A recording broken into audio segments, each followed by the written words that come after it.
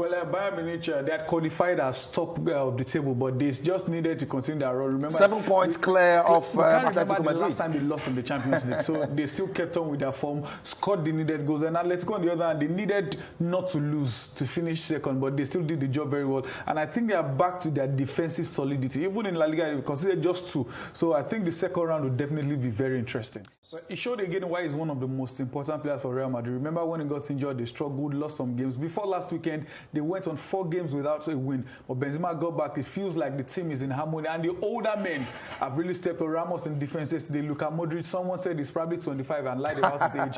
Benzema getting it. He could have scored more. Real Madrid hit the woodwork 2 or 3 times again yesterday. I think the synergy is back. And fortunately for them, there's a break until next year. So hopefully they can gather themselves together. And at the Champions League group stage is definitely a different ball game from the knockout stage. I worry for Inter Milan. Antonio Conte's record in Europe is terrible. And again, it has showed they needed to win that game to progress to the next round. True. And 21 shots, no goals. Someone said Inter Milan signed Aubameyang. They just found it difficult to score. And now they are not even in the Europa League. They are completely out of Europe. I was even surprised some of them came on later on. Pep Guardiola, no matter what they say that one match at a time, he obviously thought about the Manchester derby. Raheem Sterling, Kevin De Bruyne, Aguero, Gabriel Jesus, Cancelo, Ruben. Those guys did not even start. A few of them got into play, and unfortunately, Sterling and Aguero still got the needed goal. As usual, City dominated everything from possession to shots and all. Now focus is on the Manchester derby. Fortunately for Porto, at least we'll have a Nigerian in the second leg. That's Edu Sanusi. He starred for Porto, and he'll be with them in the second round. So good win for Man City. And also good one for FC Porto. Liverpool Midtjylland game was no shock, even though there was drama with VAR and Klopp saying that he's changing his mind about VAR. But the game of the group was the Ajax versus Atalanta. Ajax at home, just go for a draw. Then at the end of the day, they considered later. So I thought to myself, what were they pushing to get?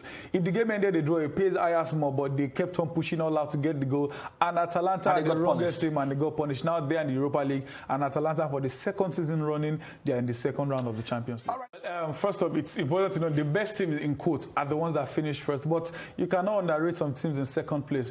No matter how poor you can say Barcelona are playing, you still cannot predict easily to go against them. In the Champions League, it's a cup. Remember, they scored more in the Champions League. The games Messi didn't play, they even scored 5. So you can't bet against them. And there's a certain Atletico Madrid. Remember last season they finished second and defeated Liverpool, defending champions, home, and they were largely got to the quarterfinal, semi-final last season. Atalanta were the surprise package last year. Sevilla, Europa League match, and they do that with it. So you can't just say because these guys are second place, you walk past them. You have to do a huge job to defeat them in the second round. Let's take the promise. I like that you just streamlined it. Sometimes it's difficult to monitor the Europa League, 24 games in a night. That's difficult. But that's massive. For Arsenal, I think if Arteta is wise enough, it will better just go for your fringe players. Let your key men rest enough for this weekend. Because even if they lose this game, fans may not be so livid. But if they lose at the weekend again, there's more worry for them. They've qualified at top of the group. They did the needed job even after 4 games. Now they have enough time in the world. Just rest your key players and move on. Focus on your Premier League match this week. I think the game to look out for will be the Napoli versus Sociedad. Absolutely. Both teams are doing well in the domestic league. They are pushing to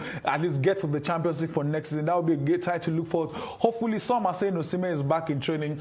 If he's fully fit, he should get to take a run. And Sociedad, their form in La Liga. Let's see if they'll replicate it in Europe. This time around, they're going away to Napoli at the Armando Diego Maradona Stadium. So it will be interesting to be a very good game to watch. Then Tottenham, in form of their life, enjoying themselves. That's true. Good. So I think top at least top of the table, having fun. It's good Mourinho can raise his shoulders. Mourinho is already raising his shoulder. But believe me, Mourinho wins no matter what. Even if Mourinho wins the MPFL with Spurs, believe me, everyone will not hear the last of it. Okay, Bolu. Many thanks for